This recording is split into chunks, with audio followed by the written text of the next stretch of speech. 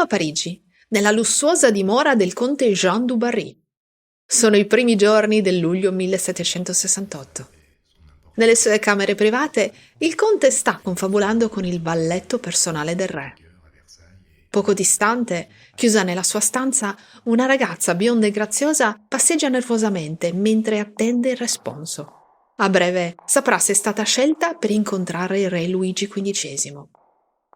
È molto agitata. Occasioni così capitano solo una volta nella vita.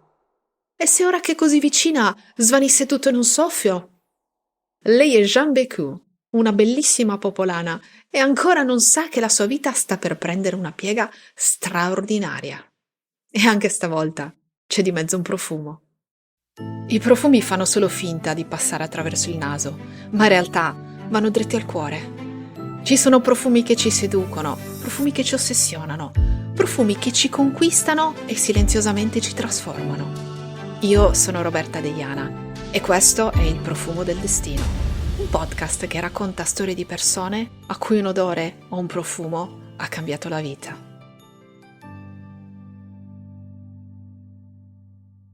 Nel luglio del 1768 Luigi XV è triste, è stanco di tutto e annoiato dalla vita. La regina sua consorte è morta da poco meno di un mese. La sua favorita, Madame Pompadour, è morta da 4 anni e ancora non ha trovato nessuna che riesca a sostituirla. Ha 58 anni ed è re di Francia da 53, ma non ama governare e cede senza alcuna esitazione le decisioni politiche alla sua favorita. Preferisce la vita di corte, creare i profumi, trovare sempre nuove amanti e nuovi diversivi per cercare di scuotersi dalla sua malinconia. Non ha grande cultura, disprezza le arti e le lettere, detesta le idee libere perché le teme, rispetta solo ricchezza e potere, ma invidia gli altri sovrani che gli sembrano più potenti di lui. Dal 1752 il suo entourage ha creato per lui un bordello personale, il Parc aux Cerfs, una casa dove vivono diverse ragazze, selezionate dal suo valletto personale per bellezza e malleabilità, sempre discretamente a sua disposizione. Ma anche questo diversivo l'annoia. È saturo di tutto, non prova gioia in nulla. Nel luglio del 1768 Jeanne Bécu ha 25 anni ed è nel pieno della sua bellezza.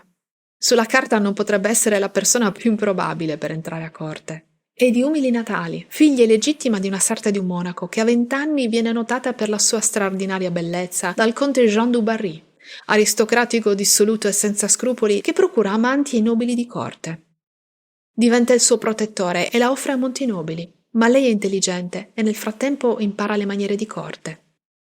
Jeanne piace molto e il conte du Barry pensa di proporla al re, sempre interessato ai diversivi, specie sotto sembianze femminili.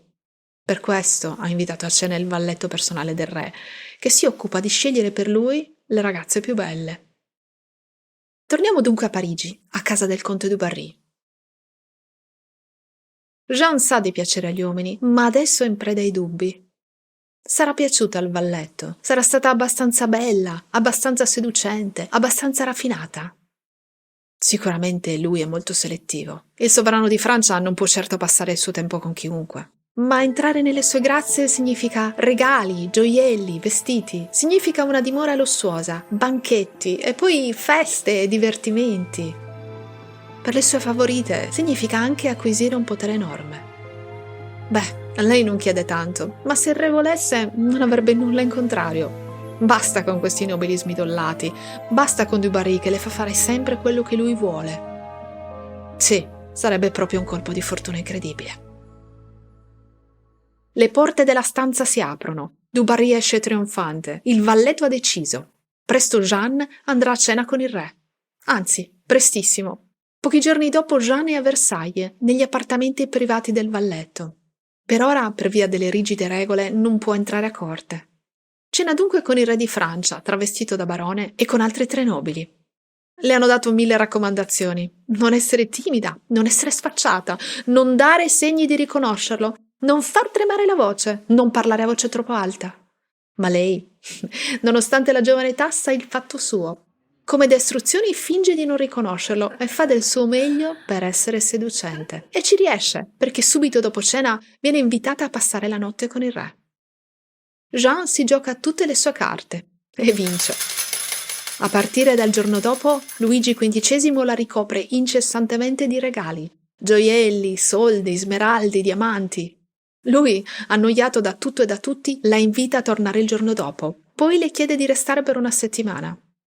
Jeanne capisce che ha davanti una grande opportunità e decide: Dopotutto, il mondo non è che un teatro divertente e non vedo perché una bella donna non debba recitare la parte principale.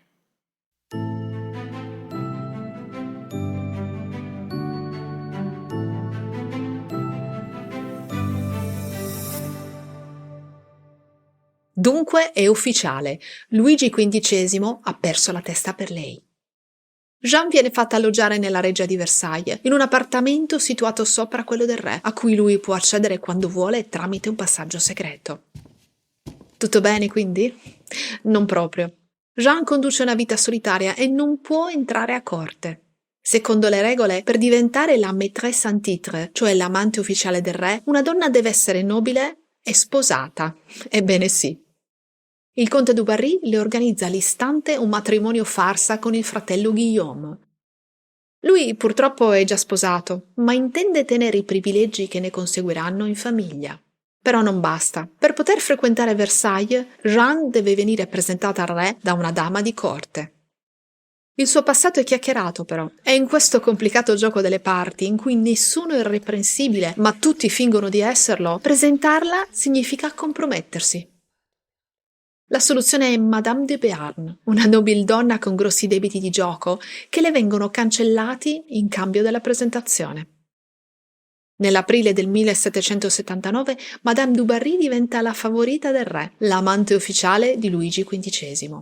Ma se una parte della corte la ossequia, un'altra parte le è palesemente ostile. Diverse dame si sentono scippate da qualcosa che spettava a loro. La sua più acerrima nemica è la duchessa di Gramont, che aveva tentato invano di diventare la nuova favorita. Le aizza contro il fratello, che sarà scacciato da corte proprio per la sua ostilità verso Jeanne.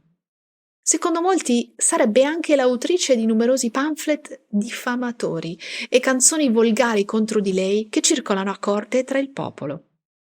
Anche Maria Antonietta, da poco arrivata a corte per sposare il futuro re Luigi XVI, si fa istigare a trattare la du Barry con disprezzo, indisponendo il re. Deve intervenire la madre, Maria Teresa d'Austria, per far sì che quantomeno le rivolga la parola. Quello che si chiedono tutti è: ma cos'ha di tanto speciale questa ragazza? Beh, prima di tutto è bella. È bionda, ha gli occhi azzurri e lunghe ciglia, uno sguardo gentile, una bocca graziosa, pronta al sorriso.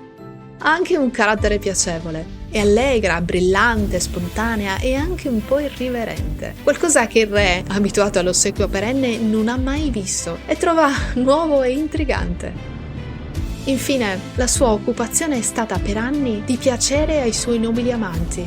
Di sicuro sa il fatto suo in materia di seduzione.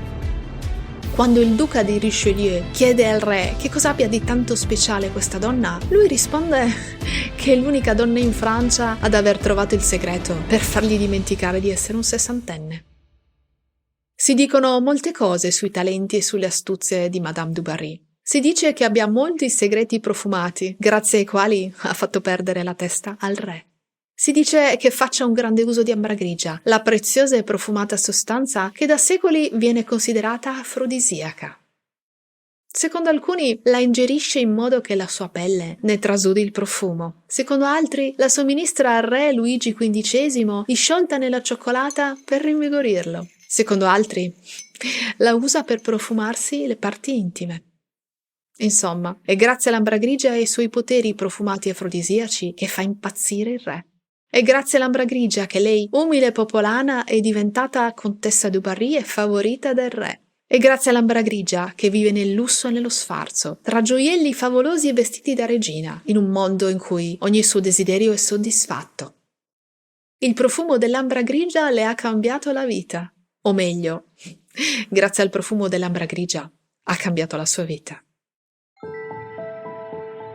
L'ambra grigia è una materia prima mitica, conosciuta e amata follemente sin dall'antichità. Avicenna, il famoso dotto arabo, scrive che proviene da una fontana sottomarina. Nelle Mille e una notte, il marinaio Sinbad narra di un'isola in cui l'ambra grigia sgorga da una fontana e scorre fino al mare, dove viene inghiottita dai mostri degli abissi. In Cina, la tradizione racconta che si tratta di saliva di drago, finita nell'acqua e giunta sino a noi attraverso il mare.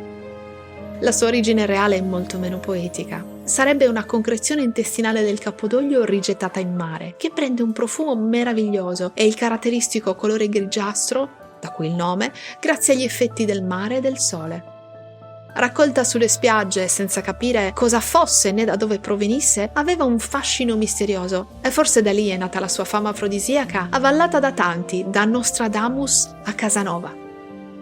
Il mistero della sua provenienza, la sua rarità, la preziosità, unite al suo odore sensuale, caldo, leggermente indolico, carnale e quasi sporco, che per alcuni è estremamente seducente, devono essere sembrate quasi magiche, tanto da attribuirle uno dei poteri più desiderati dalla razza umana, quello afrodisiaco. Luigi XV è un grande appassionato di fragranze ed è esattamente il tipo di persona che si può sedurre con un profumo. Poco interessato alla vita pubblica, crea una corte brillante, leggera e fragrante, soprannominata, non a caso, la corte profumata. Perché lì è di moda profumare tutto, non solo la propria persona, ma anche le parrucche, i tessuti, i mobili, i ventagli, e su richiesta del re si indossa ogni giorno un profumo diverso. Anche i gioielli sono profumati. I pommandé, dal francese pomme d'ambre, pomi d'ambra, sono palline di ambra grigia e altre materie prime odorose incastonate in piccole gabbie sferiche d'oro e pietre preziose, da appendere al collo, alla cintura, agli anelli. Luigi XV è anche un creatore di profumi. Li compone personalmente e li offre ad alcune dame di corte come omaggio il 1° gennaio di ogni anno. A Versailles ha una distilleria e tutto l'occorrente per creare profumi.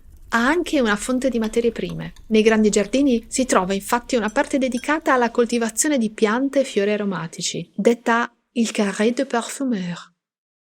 Anche Madame du Barry ama molto i profumi.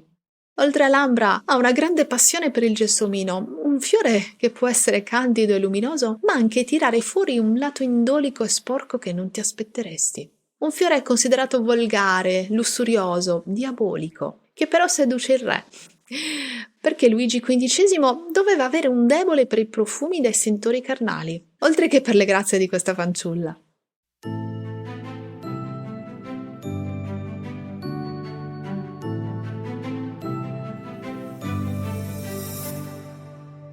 Chi era dunque la du Barry? Una popolana senza educazione, volgare, superstiziosa, sempre indebitata, interessata solo ai trucchi e ai vestiti? Niente a che vedere con Madame Pompadour, colta, brillante, mecenate di artisti e amica dei filosofi. Oppure un amante dell'arte, di buona educazione e di gran gusto, versata nel disegno, mecenate di artisti, pittori e scultori, da cui era molto amata, e scopritrice di talenti, tra cui l'architetto Ledoux, peraltro molto più allegra e divertente della favorita precedente.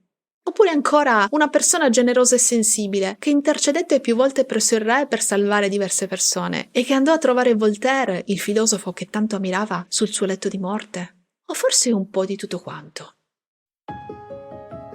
La fine della sua storia è sorprendente come l'inizio. Dopo la morte di Luigi XV, il nuovo re Luigi XVI costringe la du Barry a lasciare la corte. Dopo un anno in convento, si ritira in esilio nel castello di Louveciennes, che aveva ricevuto un regalo del re, lontana dalla corte. Si dimenticano di lei per qualche anno, fino a quando un furto di gioielli attira di nuovo l'attenzione su di lei. Nel 1783, durante il terrore, viene accusata di tradimento da parte di uno dei suoi servitori. Viene arrestata e imprigionata. Sarà ghigliottinata l'8 dicembre 1793. In quanto ex favorita del re, il popolo pensa che abbia quello che si merita. Ho sempre pensato che per capire la storia, ma anche la vita, sia importante sapersi astenere dai giudizi. Siamo tutti impeccabili nelle nostre poltrone di spettatori, ma cosa fai quando sei sul palco e tocca a te?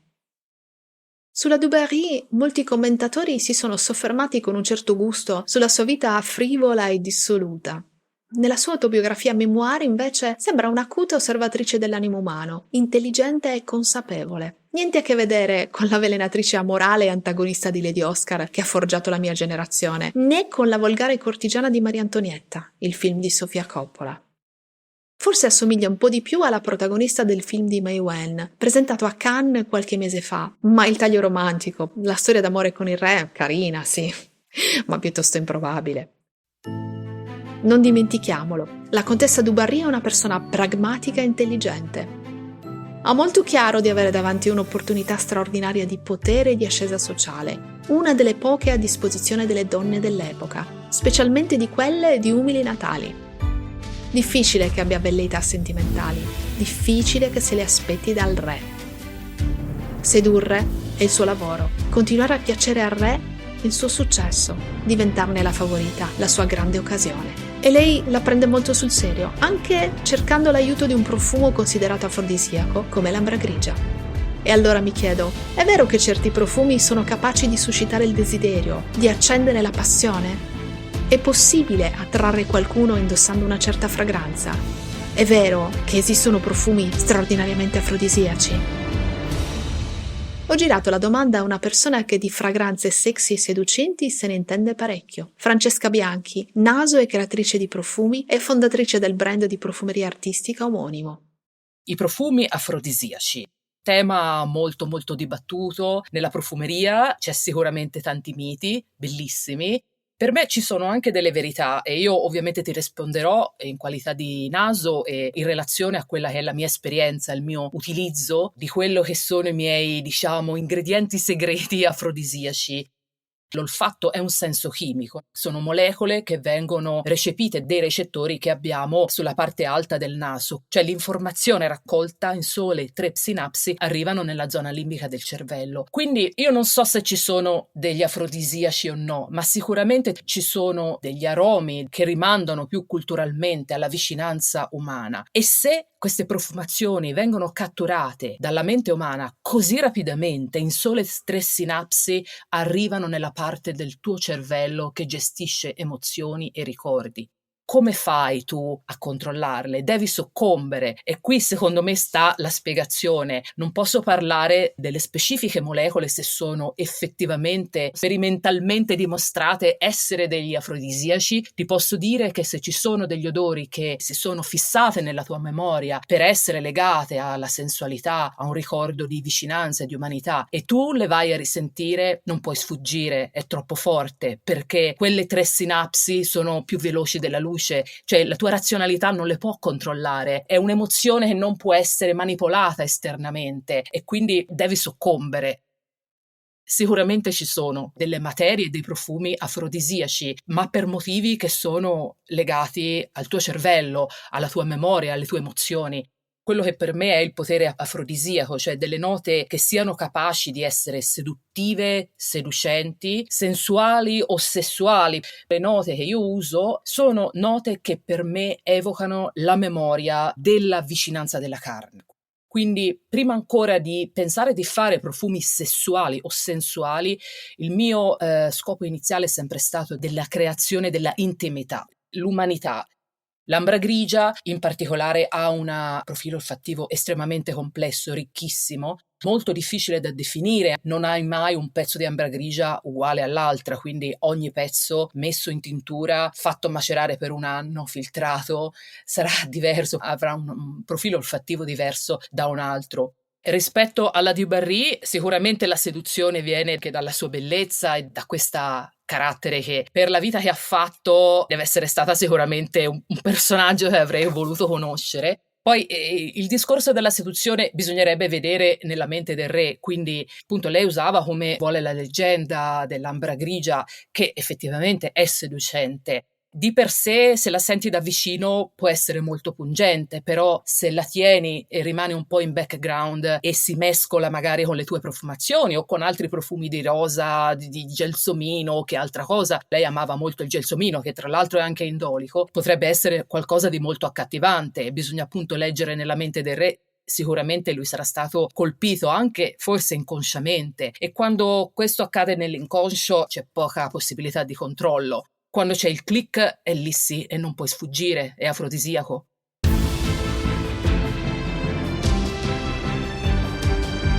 Il profumo del destino è un podcast scritto e raccontato da Roberta Deiana. Sound design di Davide Sardo.